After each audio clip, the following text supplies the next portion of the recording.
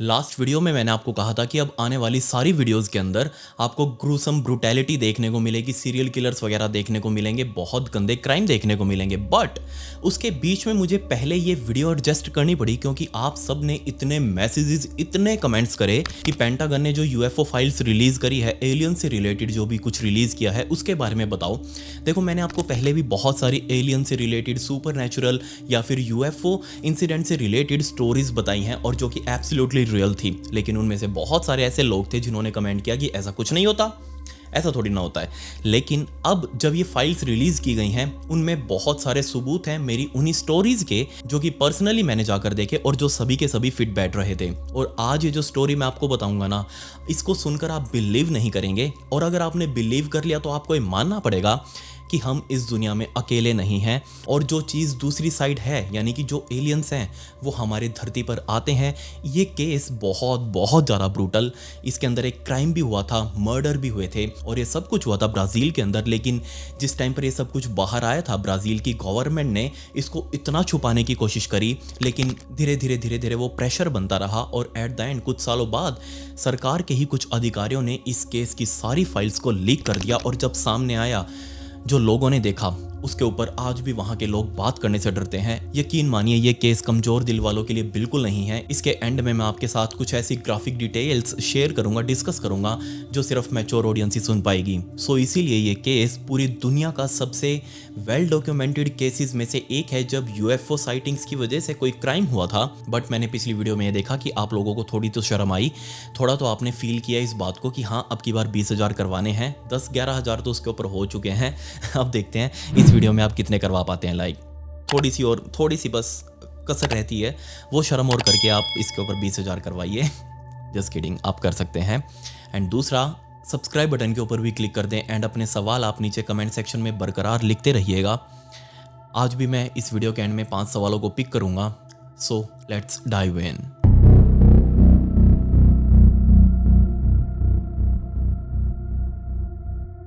इस supernatural case को समझने के लिए हमें सदर्न ब्राज़ील में जाना पड़ेगा, और इसी सदर्न ब्राज़ील के जंगली इलाके में बना हुआ है ग्वारापिरांगा नाम का एक बड़ा सारा तालाब। और दिन था 29 सितंबर 1988 यानी कि 1988 का, जब 11 साल का फ्रांसिस्को नाम का एक लड़का अपने हाथ में एक डंडी लेकर ऐसे ही इस तालाब के किनारे पर अपनी डंडी को रास्ते में मारते हुए आगे की तरफ जा रहा था। साओ पालो का रहने वाला फ्रांसिस्को हर रोज स्कूल से आने के बाद उसका ये बहुत ही फेवरेट सा काम था कि घर से अपनी स्टिक लेकर और कुछ अपने साथ खाली डब्बे लेकर निकलना, ताकि वो इस तालाब के पास मरे हुए कीड़े मकोड़े जो भी इस तालाब में रहते हों या फिर वो मरकर बाहर आ जाते हैं ना जब वो किनारे पर, तब वो उनको उठाकर अपने डब्बे में बंद करके अपने साथ लेकर आए, ताकि उसके परिवार वाले रात को उसको खाने में बना सके। और वो डेली की तरह अपनी वही रूटीन फॉलो कर रहा था। बट पहले फ्रांसिस्को अपने दोस्तों के साथ यहाँ पर आया करता था, लेकिन अब उसके दोस्तों ने आना बंद कर दिया, क्योंकि पूरे ब्राजील के अंदर उस टाइम पर यह खबर फैल चुकी थी कि इस ग्वारापिरांगा, इस तालाब के पास लोग अपने विक्टिम्स को मार कर डाल जाते हैं। मतलब कि सदर्न ब्राजील के अंदर जो भी उस टाइम पर गैंग्स काम कर रही थी, गलत एक्टिविटीज वाली गैंग्स, वो अपने किसी भी विक्टिम का मर्डर करके इस ग्वारापिरांगा नाम के तालाब के अंदर उसको मारकर फेंक जाते या फिर इसके आसपास कहीं फेंक जाते। और इसलिए पुलिस वाले लगातार इस ग्वारापिरांगा तालाब के पास अपना डेरा डालकर बैठे रहते। अब जैसे ये बात इस फ्रांसिस्को के घर वालों को पता लगी और उसके दोस्तों के घर वालों को पता लगी, तो सभी ने कहा कि अब इस तालाब के पास जाना सेफ नहीं है, इसलिए सभी बच्चों ने वहां ना बना कर दिया। बट फ्रांसिस्को, जिसको बहुत ज़्यादा पसंद था ये काम करना, उसने अपने परिवार वालों को क्लियर कट मना कर दिया कि नहीं, मैं तो जाऊंगा वहाँ, मुझे कोई डर नहीं लगता, मेरे साथ कभी कुछ गलत नहीं होता, इसलिए मैं तो अपने वही कीड़े मकोड़े पकड़ने के लिए जाऊंगा। एंड इनफैक्ट बहुत अच्छी बात है, अगर और कोई नहीं आएगा तो ज़्यादा मैं उन कीड़े मकोड़ों को पकड़ पाऊंगा, ताकि और किसी का ध्यान उन पर नहीं जाएगा, अकेला मैं ही पकड़ने वाला हूँगा, इसलिए मैं डेली जाऊँगा। अब उसके माँ बाप ने भी उसको कुछ खास मना नहीं किया, ठीक है भाई, तेरे को जाना हो तो जा, लेकिन थोड़ा सेफ रहियो। एंड तभी आगे चलते चलते उसने अपनी डंडी से सामने की पड़ी मिट्टी को थोड़ा हिलाकर देखा, क्योंकि उसको वहां से कुछ बाहर निकलता हुआ दिखाई दे रहा था। एंड जब उसने उस मिट्टी को क्लियर किया, वहां एक पानी वाला बिच्छू था। एंड इसको देखकर फ्रांसिस्को बहुत ज़्यादा खुश हुआ। उसने अपने पीछे टंगे हुए डब्बों में से एक डब्बा बाहर निकाला एंड उस नीचे पड़ी हुई पूरी मिट्टी को स्कूप कर लिया, जैसे वो आइसक्रीम स्कूप करते हैं ना, वैसे उस डब्बे से उस पूरी मिट्टी को स्कूप कर लिया, क्योंकि ये था सामने एक पानी वाला बिच्छू। जी हाँ, ये बहुत ज़्यादा जहरीला भी हो सकता है, ये जान भी ले सकता है, इसलिए उसने बजाय नंगे हाथों से पकड़ने के उसने उस पूरी मिट्टी को ही डब्बे के अंदर स्कूप कर लिया एंड अब डब्बे को ऊपर उठाकर पानी वाले बिच्छू को ऐसे चारों तरफ से देख रहा था क्योंकि वो बहुत खूबसूरत लग रहा था। एंड इसी मोमेंट पर जब वो उस डब्बे को बंद कर रहा था ऊपर से ढक्कन लगाकर, तभी उसका ध्यान सामने की तरफ गया इस तालाब के दूसरी साइड में, मतलब कि जिस साइड वो खड़ा था बीच में वो तालाब एंड उसके दूसरे किनारे पर। एंड जैसे उसने देखा उसको बहुत अजीब लगा क्योंकि सामने कुछ बहुत बड़े बड़े गिद्ध नीचे बैठे हुए थे एक झुंड बनाकर। और क्लियर कट सी बात है कि गिद्ध जहां पर होते हैं वहां उनको कोई खाना वाना मिलता है, वरना ये सारा दिन उड़ते रहते हैं। एंड इस झुंड में तो वो हमेशा तभी वहां आएंगे जब उनको कुछ खाने को मिलेगा। एंड खाना क्या हो सकता है, कोई मरा हुआ जानवर, कोई मरी हुई मछली वगैरह तैर कर यहाँ किनारे पर आ गई हो तो भी गिद्ध आ जाएंगे उसको खाने के लिए, या फिर कोई भैंस वैंस आकर यहाँ मर गई हो तो भी उसको खाने के लिए आ जाएंगे, या फिर अगर कोई इंसान मर गया हो तो भी यहाँ पर वो उसको खाने के लिए आ जाएंगे। गिद्धों का क्या है, वो कुछ भी खा सकते हैं। एंड जैसे ये चीज़ फ्रांसिस्को ने देखी, उसने अपने डब्बे को टाइटली बंद करके अपने पीछे लगाया एंड सामने देखने लगा कि आखिर इतने सारे गिद्ध यहाँ पर क्यों बैठे हैं। बट बीच में काफ़ी ज़्यादा दूरी थी इस तालाब की, इसलिए फ्रांसिस्को क्लियरली तो नहीं देख पाया। तब उसने साइड में पड़ा हुआ एक पत्थर उठाया और बहुत जोर से उसको सामने की तरफ फेंका ताकि ये गिद्ध वहाँ से उड़ जाएं और वो क्लियरली देख पाए कि आखिर ये किस चीज़ के पीछे यहाँ पर बैठे हुए हैं। बट वो पत्थर काफ़ी बड़ा सारा फेंका था उसने, इसलिए वो उस तालाब के अंदर ही जाकर गिर गया। गिद्धों को कोई फर्क नहीं पड़ा। गिद्ध एक्चुअल में पूरा सर्कल बनाकर एक चीज जो उनके बीच में पड़ी होगी उसके चारों तरफ सर्कल बनाकर वहां बैठे हुए थे एंड प्रोबेबली वो उसको खा रहे थे। अब ऑब्वियसली फ्रांसिस्को के मन में बहुत ज्यादा क्यूरियोसिटी हुई कि ये यहाँ पर क्या कर रहे हैं, आखिर यहाँ बीच में क्या पड़ा हुआ है। इसलिए उसने दोबारा से एक और छोटा पत्थर उठाया एंड उसको बहुत जोर से मारा।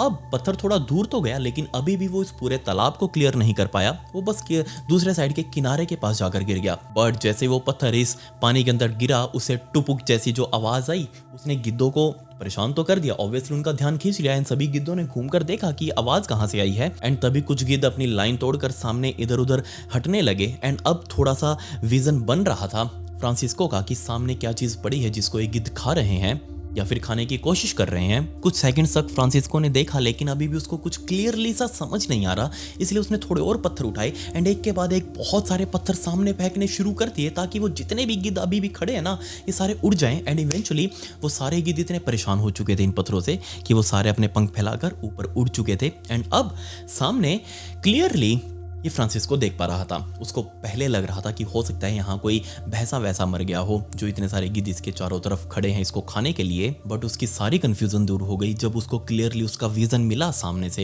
एंड वो देखते ही समझ चुका था कि ये कोई भैंसा या फिर कोई जानवर नहीं है बल्कि ये तो एक इंसान है जिसकी डेड बॉडी इस तालाब के किनारे पर पड़ी हुई है दूसरी साइड में। एंड इसको देखकर फ्रांसिस्को इतना ज़्यादा डर चुका था कि उसने अपने डब्बे जो साथ लेकर आया था उनको टाइटली पकड़ा पीछे से एंड अपना सामान अपनी डंडी लेकर वहाँ से सीधा अपने गांव के लिए भागा एंड वहाँ जाकर चिल्लाकर सबके सामने मदद मांगी। एंड कुछ घंटे बाद अब यहाँ पुलिस वाले भी पहुँच चुके थे एंड गाँव वाले भी एक साथ इस तालाब पर पहुँच चुके थे। अब आमतौर पर पहले भी यहाँ बहुत सारी डेड बॉडीज मिलती रही थी। मैंने आपको बताया था गैंगस्टर एक्टिविटीज बहुत ज़्यादा हो रही हैं इस इलाके में। गैंग्स के मेंबर्स यहाँ पर किसी की भी लाश को लाकर डंप कर रहे थे एंड उस टाइम पर जब लाशें मिलती थी तब भी पुलिस वाले यहाँ आते थे एंड आसपास के गांव वालों को बुलाकर लाते और उसकी पहचान करवाने की कोशिश करते कि ये कौन हो सकता है, किसी ने इसको देखा था कि आसपास, उसके बारे में जानकारी इकट्ठा करने की कोशिश करते। बट आज जब ये लाश मिली थी और अब की बार पुलिस वालों के साथ बहुत सारे अब आसपास के गांव वाले लोग भी आए, बट इन लोगों ने एक बहुत ही अजीब सी चीज नोटिस करी कि पुलिस वाले आज किसी से भी बात नहीं कर रहे। इनफैक्ट उन्होंने बहुत तुरंत प्रभाव से इस लाश के आसपास के एरिया को वो क्राइम सीन वाली टेप लगाकर इसको कॉर्डन ऑफ कर दिया। यहाँ पर किसी को भी जाने की इजाजत नहीं दी गई। इनफैक्ट उस डेड बॉडी को छुपाने के लिए कोई कपड़ा वगैरह नहीं डाला बल्कि उसके चारों तरफ पुलिस वाले अपना कंधे से कंधा मिलाकर खड़े थे बिल्कुल एक सर्कल के अंदर ताकि कोई भी पीछे से गांव वाला इस लाश को देख ना सके। अब गांव वाले दूर खड़े देख रहे हैं कि आखिर बीमारी क्या है, ये पुलिस वाले इतना अजीब सा बिहेव क्यों कर रहे हैं, ये हमारे पास क्यों नहीं आया अभी तक पूछने के लिए कि ये कौन हो सकता है। खैर थोड़ी देर वेट किया। अब गांव वाले बहुत ज्यादा उत्साहित हो चुके थे जानने के लिए कि कौन है क्या हुआ है, इसलिए कुछ गांव वाले आगे चलकर पुलिस वालों से बात करने के लिए गए कि आखिर बीमारी क्या है, आप हमसे बात क्यों नहीं कर रहे एंड वहां पर क्या मिला है आपको ऐसा जो आप हमें दिखा नहीं रहे। लेकिन पुलिस वालों ने कुछ भी बताने से मना कर दिया और जस्ट कहा कि पीछे जाकर खड़े हो जाओ। एंड काफी देर कई घंटों तक अब इन लोगों ने वेट की लेकिन अब धीरे धीरे शाम होने वाली थी। इनफैक्ट अब रात होने वाली थी, दिन ढलने वाला था। तब तक लोगों ने वेट किया, अभी तक भी पुलिस वालों ने कुछ नहीं बताया। पुलिस वाले अभी भी इस पूरे एरिया को घेर कर खड़े थे, किसी को भी आगे नहीं जाने दे रहे। खैर इसके बाद अब कितनी और वेट करें, गांव वाले सभी अपने अपने घर जा चुके थे, ये सोचकर कि चलो पुलिस वाले कुछ नहीं बता रहे, लेकिन जब भी यहाँ कोई लाश मिलती है तो बहुत सारी खबरें उसके बारे में टीवी पर चलाई जाती हैं, तो अब भी हम टीवी पर जाकर देखेंगे। सभी लोगों ने अपने घरों में जाकर टीवी ऑन किया, लेकिन किसी भी टाइप की कोई भी न्यूज़ इस मर्डर से रिलेटेड टीवी के ऊपर नहीं आ रही थी। इनफैक्ट सभी गांव वाले बहुत ज़्यादा हैरान, क्योंकि अगले दिन सुबह सुबह ये जानने के लिए कि वहाँ पर क्या मैटर हुआ था, इसके लिए सभी गांव वाले इकट्ठा होकर उसी तालाब के पास गए एंड उसी जगह पर। एंड कमाल की बात यहाँ ये थी कि वहाँ कोई पिछली रात तक कोई क्राइम सीन था ऐसा कुछ था ही नहीं। ऐसा एक भी सबूत नहीं छोड़ा पुलिस वालों ने, पूरा एरिया क्लियर कर दिया। वहां एक भी चीज ऐसी नहीं छोड़ी जिससे पता चले कि यहाँ रात को कुछ हुआ था। तब कुछ दिन और बीत जाने के बाद सभी लोगों ने बस अंदाजा ही लगाया कि यहाँ ये जो बॉडी मिली है ना, ये उस मछुआरे की हो सकती है जो इस डेड बॉडी के मिलने से तकरीबन 3 दिनों पहले इस तालाब के पास गया था मछली पकड़ने के लिए। लेकिन उस टाइम पर उसको लोगों ने जाते हुए देखा था तो उसके हाथ में बहुत सारी दारू वगैरह थी, तो हो सकता है इस मछुआरे ने वहाँ तालाब के पास जाकर दारू वगैरह पी हो और इसको अल्कोहल पॉइजनिंग हो गई हो और इसकी वहीं मौत हो गई हो और ऐसे ही इसकी लाश वहां मिली हो सकता है ये सब कुछ हो। पर तभी सभी लोग सवाल करने लग गए कि अगर ये वही मछुआरा था तो पुलिस वाले इतने ज्यादा सेंसिटिव क्यों हो रहे थे? इस मछुआरे के अंदर ऐसा क्या खास था, इसकी डेड बॉडी में ऐसा क्या खास था कि किसी को भी उसने देखने नहीं दिया कि उसकी डेड बॉडी कैसी है? सभी लोगों को पुलिस वालों ने दूर दूर रखा, वरना जब भी डेड बॉडीज मिलती थी पुलिस वाले पकड़ पकड़ कर लेकर जाते थे कि बताइए कौन है, ये किसकी मौत हुई है। लेकिन अब की बार पुलिस वालों ने सब कुछ शांत रखा एंड इनफैक्ट कोई न्यूज भी इसकी वायरल नहीं हुई, कोई खबर इसकी टीवी पर नहीं दिखाई गई। ऐसा कैसे पॉसिबल था? जिसके बाद दिन बीतते रहे एंड वो लोग भी, गांव वाले जो बहुत ज्यादा इस केस के पीछे पड़े हुए थे, जिनको बहुत ज्यादा क्यूरियोसिटी हो रही थी, चुल थी ना उनके माइंड में कि पता लगाना है क्या हुआ है क्या हुआ है, अब वो भी धीरे धीरे ठंडे पड़ते जा रहे थे। एंड इवन की कुछ टाइम और बीतने के बाद 4-5 महीने जब इस केस को बीत चुके थे, सभी लोग शांत हो गए एंड सब कुछ भूल चुके थे। बट सवाल सबके मन में था लेकिन उसका आंसर नहीं मिला और ये आंसर मिलना शुरू हुआ 1994 में, यानी कि 6 सालों बाद इस इंसिडेंट के, जब ब्राजील की सरकार से ही एक आदमी, मुझे नहीं पता वो कौन, आज तक उसका नाम भी कभी सामने नहीं आया, जिसने इस केस को बहुत पास से फॉलो किया था, जिसने इसके अंदर इन्वेस्टिगेशन भी करी थी, वो आदमी बहुत ज़्यादा परेशान हो चुका था क्योंकि उसको लग रहा था वो अब और ज़्यादा छुपा कर नहीं रख सकता। 6 सालों से वो अपने मन को भरकर बैठा हुआ था, इसलिए उसने इस केस से रिलेटेड सभी फोटोज की फोटो क्लिक करनी शुरू करी जो उस टाइम पर क्लिक की गई थी, मतलब कि क्राइम सीन की फोटोज क्लिक करनी शुरू करी, और जो ऑटोप्सी रिपोर्ट्स और साथ में कुछ डॉक्यूमेंट्स जो ब्राजील की सरकार ने बनाए थे इस केस के लिए स्पेशली, वो सारी फोटोज क्लिक करके उन सबको एक मीडिया चैनल के पास भेज दिया। एंड जैसे ये चीज़ें मीडिया में वायरल हुई, सभी के सामने 2 चीज़ें क्लियर हो चुकी थी। पहली, ये जो मौत हुई थी जिस व्यक्ति की, वो मछुआरा नहीं था जिसकी दारू पीने से मौत हुई हो, ये वो आदमी नहीं था। एंड दूसरा, ये वो आदमी भी नहीं था जिसको किसी गैंग मेंबर ने मारा हो, जिसकी किसी गैंगस्टर एक्टिविटीज के अंदर मौत हुई हो। इनफैक्ट इस डेड बॉडी की फोटोज देखकर और साथ में ये ऑटोप्सी रिपोर्ट पढ़कर सभी के मन में बस एक ही आंसर आया कि ये जो मौत हुई है ना, ये नॉर्मल मौत नहीं है, बल्कि ये एक पैरानॉर्मल या फिर सुपर नेचुरल डेथ थी। बट इससे पहले कि मैं आपको समझाऊं कि इन फोटोज के अंदर क्या था या फिर इस केस का क्या लेना देना था किसी भी सुपर नेचुरल चीज से, उससे पहले आपको ब्राजील देश के बारे में थोड़ा सा पता होना चाहिए।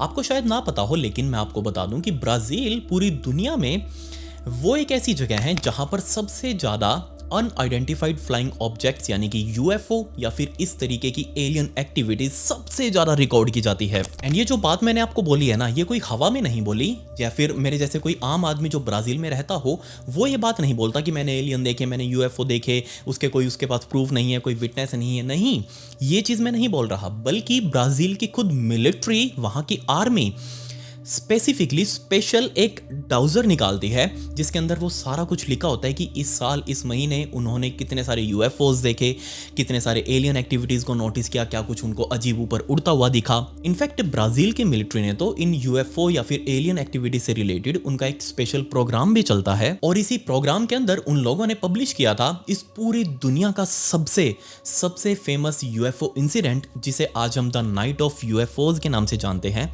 ये वो इंसिडेंट जो सबसे ज्यादा वेल डॉक्यूमेंटेड, सबसे ज्यादा बिलीवेबल इन चीजों के ऊपर, शायद आप बिलीव ना करें लेकिन जब आप इन चीजों को जानेंगे तो आप इनके ऊपर विश्वास एब्सोल्युटली करने लगेंगे। मैं भी नहीं मानता था पहले, लेकिन जब मैं इनको थोड़ा सा डीप गहराई से देखने लगा तब मेरे सामने बहुत कुछ आया जो अनबिलीवेबल सा था, लेकिन उनके ऊपर मुझे मजबूरन विश्वास करना पड़ा क्योंकि प्रूफ बहुत सारे सामने थे। एंड ये जो द नाइट ऑफ यूएफओज था, ये भी इंसिडेंट ब्राजील की मिलिट्री ने ही रिपोर्ट किया था, उन्होंने वहां देखा था, उसके प्रूफ कलेक्ट किए थे। लेकिन आज मैं द नाइट ऑफ यूएफओ के बारे में कुछ बात नहीं करने वाला। आज मैं स्पेसिफिकली सिर्फ इसी केस के बारे में बात करूंगा जो मैं अभी तक आपसे डिस्कस करता आया हूं। बट आपको एक छोटी सी बात जरूर पता होनी चाहिए कि जो द नाइट ऑफ यूएफओ वाला इंसिडेंट हुआ था ना, बहुत सारे एक साथ यूएफओ दिखे थे ऊपर आसमान के अंदर। वो ब्राजील के 4 अलग अलग सदर्न स्टेट्स के अंदर दिखे थे एक ही टाइम पर। सदर्न ब्राजील के 4 स्टेट्स, उनकी रात में जब लोगों ने आसमान की तरफ देखा तो बहुत सारे यूएफओ पर लाइन बनाते हुए ट्रेवल कर रहे थे। चलो थोड़ा सा आपको इसके बारे में भी बता देता हूं। असल में उस रात सबसे पहली बार ब्राजील के सदर्न स्टेट के एक एयरपोर्ट में, वो जो एटीसी टावर होता है ना जिसके अंदर बैठकर सारी फ्लाइट्स को कंट्रोल किया जाता है एक एयरपोर्ट के ऊपर, उस एटीसी टावर में बैठे हुए एक अधिकारी ने अपने सामने आसमान में 3 बड़ी बड़ी लाइट्स को चमकते हुए देखा। एंड इन लाइट्स को देखकर वो बहुत ज्यादा हैरान। तब उसने अपना रडार चेक किया, रडार के ऊपर एक भी लाइट नहीं, उसके अंदर कुछ भी शो नहीं कर रहा है कि ये बीमारी उसके सामने क्या उड़ रही है हवा में। एंड इनफैक्ट इसी सेम टाइम पर रात के तकरीबन 8:15 पर एग्जैक्टली सेम टाइम पर इन 4 स्टेट्स के अंदर सैकड़ों, मैं 1-2 की बात नहीं कर रहा, सैकड़ों लोग सामने आए जिनके पास फोटोज भी थी, जिन्होंने कहा कि हमने आसमान में अजीब चीजें उड़ती हुई देखी एक साथ। एंड ये जो सैकड़ों लोग देखने वाले थे ना, ये कोई आम लोग नहीं थे, ये सभी मिलिट्री पर्सनल थे। ये सारे के सारे लोग आर्मी में काम करने वाले। इन्होंने इनकी फोटोज क्लिक कर करके पूरी दुनिया को दिखाई थी। एंड इनफैक्ट उन्होंने एक इसका ऑफिशियल स्टेटमेंट भी जारी करी थी कि ऐसा कुछ हुआ था। खैर उसी एटीसी टावर वाले आदमी पर चलते हैं। जब वो उस रडार के अंदर देख रहा था, उसको समझ नहीं आया कि सामने क्या चीज उड़ रही है। हो सकता है उसका कोई जहाज उससे जाकर टकरा जाए, इससे पहले उसको एक्शन लेना होगा। उसने तुरंत अपना लैंडलाइन उठाकर पास ही के एक मिलिट्री बेस में फोन किया कि हमारे एयरपोर्ट के ऊपर आसमान में 3 अजीब सी चीजें उड़ रही हैं, आप प्लीज इसको इंटरसेप्ट करिएगा। तब उस एयर बेस से 3 बड़े बड़े हवाई जहाज, लड़ाकू जहाजों ने उड़ान भरी और इस पूरे एयरपोर्ट के आसपास के एरिया को स्कैन किया। एंड इवेंचुअली उनको वो 3 लाइट्स ऊपर हवा में उड़ती दिखी। एंड जैसे ही वो तीनों जहाज उस लाइट्स को इंटरसेप्ट करने के लिए पास में जा रहे थे, वो लाइट्स वहां से बहुत तेजी से, लिटरली लाइट की स्पीड से वहां से गायब हो चुकी थी एंड आगे की तरफ जाती हुई दिख रही थी। एंड सिर्फ 5 सेकंड्स के अंदर उन तीनों जहाजों के पायलट्स की आंखों के सामने 5 सेकंड्स में ये तीनों लाइट्स, जो भी चीज उड़ रही थी हवा में, तकरीबन 35 किलोमीटर ट्रेवल कर चुकी थी। इमेजिन करके देखिएगा, 5 सेकंड के अंदर 35 किलोमीटर ट्रेवल करना, मतलब कि लगभग हो जाता है साउंड की स्पीड से भी 5 गुना ज्यादा तेजी से उड़ान भरना। एंड ये चीज उस टाइम पर एब्सोल्युटली इम्पॉसिबल थी। मैक 5 की स्पीड उस टाइम पर नहीं आई थी। खैर उस रात पूरे सदर्न ब्राजील के अंदर डर का माहौल रहा। अलग अलग लोगों ने भी उनको देखा, बहुत सारे मिलिट्री पर्सनल ने भी देखा। एंड इसके बाद धीरे धीरे वो रात बीतती रही एंड वो यूएफओ या फिर वो जो भी चीज़ थी वहाँ से गायब हो चुकी थी। इसके कुछ दिनों बाद ब्राज़ील की गवर्नमेंट ने खास तौर पर एक स्पेशल प्रेस कॉन्फ्रेंस करी, ये बात बताने के लिए कि देखिए हमको कुछ अजीब चीज़ें दिखी हैं, लेकिन हमें नहीं पता वो चीज़ें क्या थी।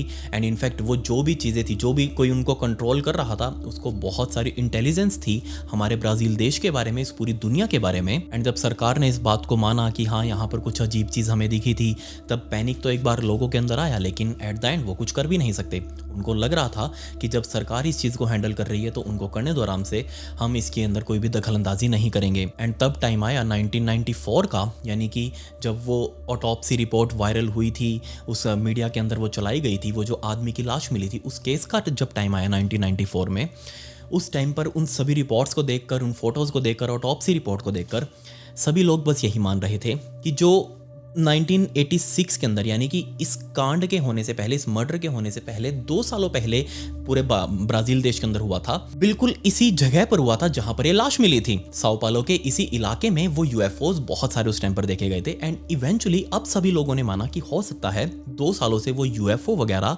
कभी गए ही नहीं थे वापस, वो हम सब के बीच ही थे, यहीं रह रहे थे वो। एंड अब इस पॉइंट पर आपको लग रहा होगा कि विकी क्या बकवास कर रहा है, तू ऐसा थोड़ी ना होता है। लेकिन नहीं, जब मैं आपको इस ऑटोप्सी रिपोर्ट के बारे में सब कुछ बताऊंगा ना, एंड एक्चुअल डिटेल बताऊंगा उस आदमी के साथ क्या हुआ था, तब आप भी कहेंगे कि हाँ विकी तू बिल्कुल ठीक था। 29 सितंबर 1986 की दोपहर को जब फ्रांसिस्को, उस छोटे से बच्चे ने उस डेड बॉडी को पहली बार देखा, वो जो गिद्ध आसपास मंडरा रहे थे उन गिद्धों को भगाया। एंड जब उस डेड बॉडी को पहली बार देखा तो वो बिल्कुल सही था, ये एक इंसान की लाश थी और वो भी एक आदमी की लाश। लेकिन काफी ज्यादा दूर होने की वजह से एंड बीच में तालाब होने की वजह से फ्रांसिस्को उस डेड बॉडी को क्लियरली नहीं देख पाया। उसको लग रहा था कि ये सिर्फ एक डेड बॉडी है, उसके ऊपर कोई भी मार काट के निशान नहीं है, ये एक इंटैक्ट डेड बॉडी है। एंड यही बात जाकर उसने लोगों को बताई थी कि वहां एक लाश पड़ी है। एंड जब बाद में लोगों ने फ्रांसिस्को से पूछा था कि यार देख, हमको तो पुलिस ने देखने नहीं दिया, लेकिन तूने तो फिर भी देखा होगा ना वो किसकी लाश थी, क्या क्या निशान थे उसके ऊपर, तो फ्रांसिस्को ने सभी को यही बताया था कि नहीं, उसकी डेड बॉडी के ऊपर कोई भी निशान नहीं था, वो बस एक इंटैक्ट डेड बॉडी थी, वो इंसान मरा हुआ था बस। लेकिन जब पुलिस वाले मौके पर पहुंचे, उन्होंने डेड बॉडी को देखा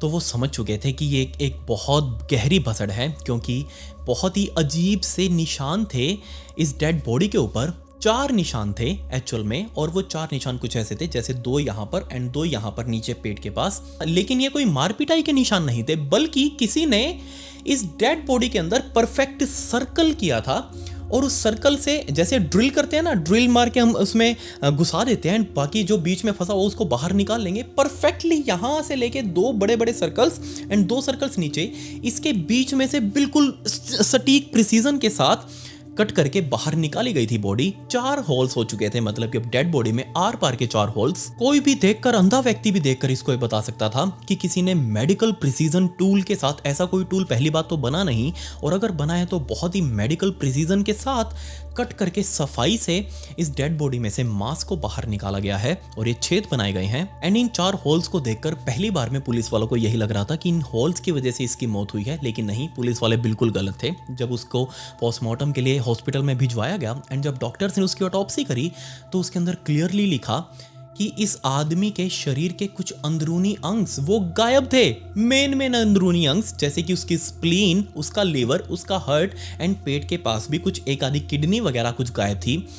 एंड क्या आप इस बात के ऊपर बिलीव करेंगे कि इन सभी अंगों को काट कर बाहर नहीं निकाला गया, बल्कि ये जो 4 छेद बनाए गए थे, इन 4 छेदों में से वैक्यूम के जरिए उन बॉडी के पार्ट्स को बाहर सक किया गया था, सक्शन से उनको खींचकर बाहर निकाला गया था। जिसका मतलब साफ ये था कि जो 4 होल्स थे ये इंटेंशनली बनाए गए थे ताकि इससे एक रास्ता बनाया जा सके सक्शन करने के लिए, ताकि उन अंगों को बाहर निकाला जा सके। एंड दूसरा, इस आदमी का लगभग सारा खून भी उसी सक्शन मशीन से सक किया गया था, क्योंकि एक भी खून की बूंद उसके पूरे शरीर पर कहीं नहीं लगी थी, लेकिन पूरे शरीर में एक भी खून बूंद नहीं था। एंड इसके अलावा जब उस आदमी के चेहरे की बात करें तो उसमें उसकी एक आंख, एक कान और साथ में यहाँ से आधी ठुड्डी जिसको चिन कहते हैं, ये आधी चिन भी बहुत ही सर्जिकल प्रिसीजन के साथ काटी गई थी और वो वहाँ से गायब थी। लेकिन ये जो बातें अभी मैंने बताई है ना, ये सारी चीज़ें वो हैं जो सबको ऊपर से दिख रहा था कि हाँ ये सब कुछ इस आदमी के साथ हुआ है। लेकिन जब आप इस ऑटोप्सी रिपोर्ट को क्लियरली पढ़ेंगे तब आपको समझ में आएगा एक बहुत ही डिस्टर्बिंग चीज़ इस ऑटोप्सी रिपोर्ट में लिखी हुई है।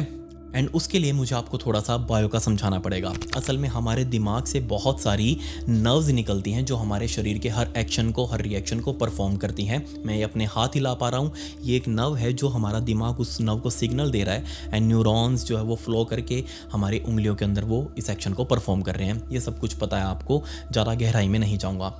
ऐसी ही एक नर्व होती है जो पूरे शरीर के अंदर फैली होती है, जिसको आज हम द वेगस नर्व के नाम से जानते हैं। असल में ये वेगस नर्व हमारे शरीर के कुछ बहुत ही इंपॉर्टेंट चीज़ें, जैसे कि हार्ट रेट, किस स्पीड से हार्ट हमारा धड़क रहा है, एंड इनफैक्ट डाइजेशन, उसके भी कुछ पार्ट को कंट्रोल करती है। एंड इसके अलावा और भी बहुत सारे फंक्शन है इस वेगस नर्व के। और कमाल की बात यहाँ ये है कि ये वेगस नर्व ही हमारे शरीर की बहुत सारी एनर्जी को भी कंट्रोल करती है। मतलब कि एनर्जी किस हिस्से में किस टाइम पर कितनी जानी चाहिए, ये मोस्टली काम होता है इस वेगस नर्व का, जो दिमाग से शुरू होकर पूरे शरीर के अंदर फैली होती है।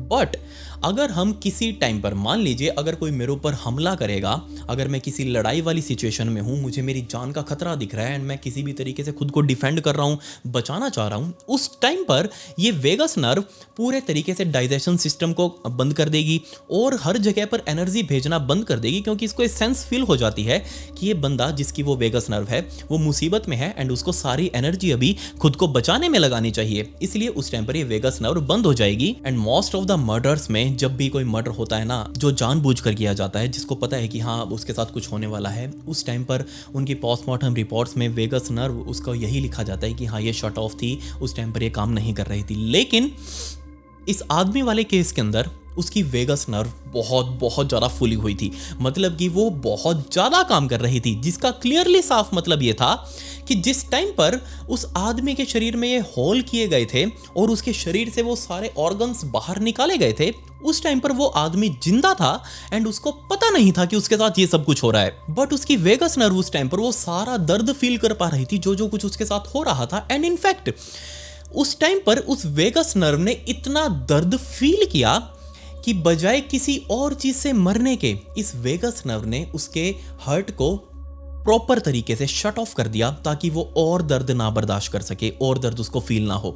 मतलब साफ ये था कि वो आदमी इन हॉल्स के करने से नहीं मरा, जब उसके ऑर्गन्स निकाल लिए गए तब भी वो नहीं मरा। इनफैक्ट वो मरा सिर्फ इसलिए क्योंकि उसकी वेगस नर्व ने उसके हार्ट को बंद होने के संकेत दिए एंड उसका हार्ट प्रॉपरली शट ऑफ हो चुका था। तब उसकी मौत हो गई एंड उसके बाद उसके सारे ऑर्गन्स उस टाइम पर या तो निकाल लिए गए होंगे या फिर वो निकाले जा रहे होंगे उस टाइम पर। इन अदर वर्ड्स उसकी बॉडी ने खुद को बंद कर लिया ताकि वो और ज़्यादा दर्द महसूस ना कर सके। बट इतना सब कुछ डिटेल में सुनने के बाद आपको अब ये फील हो रहा होगा कि विकी आखिर ये जो तूने पूरी चीज़ बताई है ये वो उस यूएफओ वाले इंसिडेंट से कैसे रिलेटेड है। ये चीज़ तो कोई इंसान भी कर सकता है किसी के साथ, लेकिन पहले इसकी मैं आपको बता दूं कि यहाँ एक कॉन्ट्राडिक्टरी चीज़ है कि कोई भी इंसान इतने प्रिसीजन तरीके से किसी के शरीर के अंदर होल नहीं कर सकता। बिल्कुल एब्सोल्यूट प्रिसीजन कि ऐसा लग रहा था जैसे कोई शार्प ब्लेड जो आज तक बना भी नहीं है उसको घुमा कर ड्रिल करके ऊपर से स्कूप किया गया हो, जैसे कि हम आइसक्रीम काटते हैं ना, ऐसे उसके शरीर के अंदर छेद किए गए थे। एंड दूसरा, जब 1986 में 2 सालों पहले, यानी कि इस कांड से, इस मर्डर से 2 सालों पहले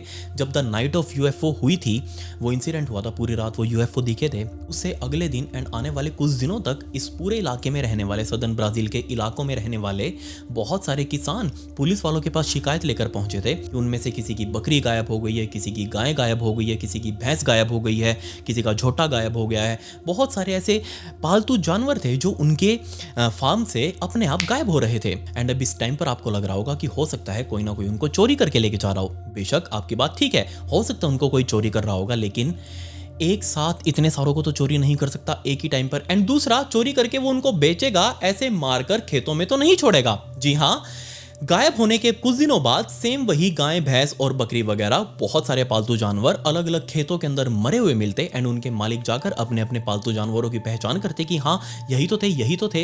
एंड इसी वजह से उन सभी लोगों ने अनुमान लगाया कि अगर ये यूएफओ वाला इंसिडेंट हमारे इन जानवरों से रिलेटेड है, अगर वो यूएफओ वाले ही हैं जो हमारे इन जानवरों को पकड़ पकड़ कर मार रहे हैं, अगर वो लोग जानवरों को मार सकते हैं तो ऐसी क्या चीज़ है जो वो इंसानों को नहीं मार सकते। उनको इंसानों को मारने से कौन रोक सकता है। एंड अब वो ट्विस्ट जिसके लिए आप सभी लोग वेट कर रहे थे, क्या आप इस बात के ऊपर बिलीव करेंगे कि वो जो जानवर मरे हुए मिलते थे, उन सभी जानवरों के शरीर पर भी अलग अलग जगहों पर बहुत सारे ऐसे ही सटीक प्रिसाइज कट्स थे, होल्स थे जो पूरे उनके डेड बॉडी में किए जा रहे थे।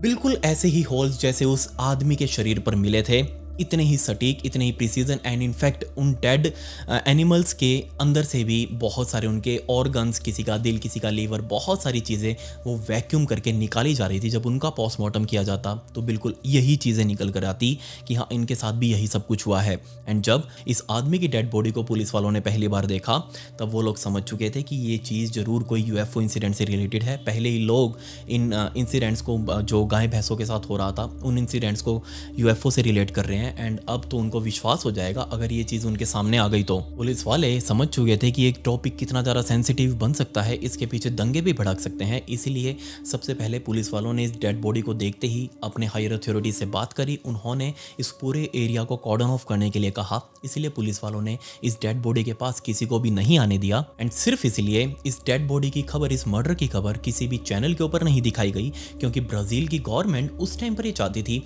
कि इस केस के बारे में किसी को भी पता ना चले और पूरे देश के अंदर शांति बनी रहे। बट 1994 तक आते आते ब्राजील की सरकार ने इसको बहुत अच्छे तरीके से मेंटेन करके रखा। लेकिन कोई आदमी था जिसको इस केस ने बहुत ज़्यादा फैसिनेट किया होगा और वो दुनिया को बताना चाह रहा होगा, और वो ब्राज़ील की सरकार में था। उसने इस केस को पूरे तरीके से मीडिया में लीक कर दिया एंड पूरी दुनिया को इसके बारे में पता चला, जिसके बाद ब्राज़ील की सरकार ने भी इस केस को पूरे तरीके से एडमिट किया, लेकिन यही कहा कि हमें इसके बारे में कुछ नहीं पता। एंड इनफैक्ट उनको तो ये तक नहीं पता कि आदमी था कौन मरने वाला, जिसके साथ ये सब कुछ हुआ था। ये इनका यहाँ आसपास के इलाके का नहीं था, हो सकता है कहीं और ब्राज़ील में रहता हो एंड उसके बारे में अभी तक पता नहीं चला। एंड दूसरा, ब्राज़ील पूरे दुनिया का एक यूएफओ हब टाइप है। यहाँ बहुत सारी साइटिंग्स होती हैं एंड इनफैक्ट इतनी ज़्यादा साइटिंग्स कि आप विकीपीडिया के ऊपर जाकर देखना, विकीपीडिया वालों ने स्पेशली इस ब्राज़ील देश के लिए यूएफओ साइटिंग्स का एक अलग से पेज बना रखा है। बहुत सारी अनगिनत यूएफओ साइटिंग्स यहाँ आपको देखने के लिए मिल जाएंगी, बट इसके बारे में कोई भी खास ध्यान नहीं देता। लेकिन थोड़ा सा ध्यान मैंने भी दिया, और अगर आपको भी इन चीजों में इंटरेस्ट है तो आप प्लीज उनके ऊपर जाकर ध्यान दीजिएगा। एंड इंटरेस्ट तो आना बनता भी है, क्योंकि पेंटागन ने जो फाइल्स रिलीज करी है ना, कमाल की है। मैंने उनके अंदर से देखी, मेरी बहुत सारी स्टोरीज जो मैंने आपको सुनाई थी वो सारी वहाँ पर उनके प्रूफ वहाँ पड़े हुए हैं, आप जाकर जरूर देखिएगा। एंड इनफैक्ट अब बहुत सारी स्टोरीज ऐसी और भी निकल कर आएंगी इनके अंदर से, जो मैं जरूर कवर करूँगा आने वाले टाइम में। एलियन, यूएफओ वगैरह की जो भी सुपर नेचुरल या फिर पैरानॉर्मल जो भी चीज़ें होंगी, उन चीज़ों को मैं जरूर कवर करूँगा। सो आप मुझे बताइए कि क्या आप इन चीज़ों में बिलीव करते हैं? आपकी राय मुझे जरूर जाननी है। मैं बहुत एक्साइटिंगली इस चीज़ को वेट कर रहा हूँ। मैं आज ये स्टोरी नहीं डालना चाहता था, ये स्टोरी मैंने आगे फिर कभी के लिए रखी हुई थी, लेकिन नहीं, मुझे डालनी पड़ी क्योंकि आप लोगों ने इतने सारे मैसेजेस और कमेंट्स किए कि वो एलियन फाइल्स रिलीज हुई हैं, उनके ऊपर वीडियो बनाओ, उनके ऊपर वीडियो बनाओ। भाई मैं तो कब से बनाता ही आ रहा हूँ, आप लोग ही विश्वास करने के लिए तैयार नहीं थे। अब रिलीज हो गई तो सब विश्वास भी करेंगे। एंड अब आज का Q&A। आज का हमारा पहला सवाल क्यूरियस का। Sir, I am your big fan from Mumbai. I am seeing your all video since 2021 and I like your all content. My question is, why do you choose this passion? I mean, why you not choose other patience? Why you become a content creator who supports you? Please pick my question, sir. Love you, sir. And please also cover Ted Bundy serial killer case. Ted Bundy शायद मैंने cover नहीं किया क्या? आप मुझे बताना, मुझे तो याद नहीं है। मैंने बहुत सारे सीरियल किलर्स कवर किए हैं, बट टेड बंडी शायद मैंने कवर किया है। अगर नहीं किया तो आप मुझे बताना किया या नहीं किया। एंड दूसरा आपका सवाल कि मैंने अपना ये पैशन चूज़ क्यों किया। देखो यार, मैं आपको नहीं पता तो 2016-17 में ना, मैं 15-16 में, बल्कि उस टाइम पे मैं ना फैक्ट्स वगैरह की वीडियोस बनाता था। मतलब कि होते थे कुछ फैक्ट्स जो अजीब लगते हो, बस उनसे रिलेटेड मैं 10 फैक्ट्स बता दिए, 5 फैक्ट्स बता दिए, 5 अजीब जगह, 5 अजीब चीज़ें, इनके बारे में बताता था।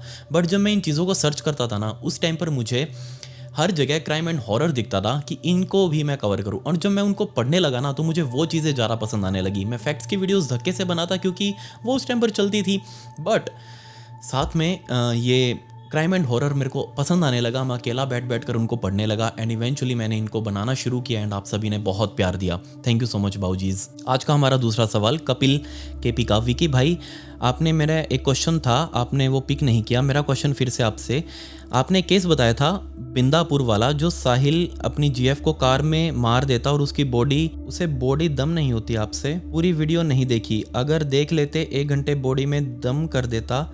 आपको नहीं लगता कि वीडियो जो देखते हैं वो क्राइम भी कर सकते हैं? बिकॉज आपकी वीडियो क्राइम और सॉल्यूशन दोनों होते हैं। Please pick my question. Kapil, देखो ये तो देखने वाले और करने वाले की सोच के ऊपर डिपेंड होता है। अब हर चीज़ में देखो, हर चीज़ की 2 साइड होती हैं। मैं आपको ये चीज़ें सारी बताता हूँ ताकि आप सचेत रहें, आप उससे एजुकेशन लें, आप खुद को सेफ रखें। अब इसका दूसरा पहलू भी है। ऑब्वियसली लोग सीखते होंगे कुछ ना कुछ कि कैसे क्या कर सकते हैं, बट उसमें देखो मैं क्या कर सकता हूँ। अगर आप कहो तो मैं सब बनाना बंद कर दूंगा, जैसा आपकी इच्छा हो, मुझे कोई इशू नहीं है। आज का हमारा तीसरा सवाल आशु धड़कल का। It was really fun and unbelievable cause Vicky bro is nice and funny too. When you start this passion and that time how old were you? Please pick me and God bless you.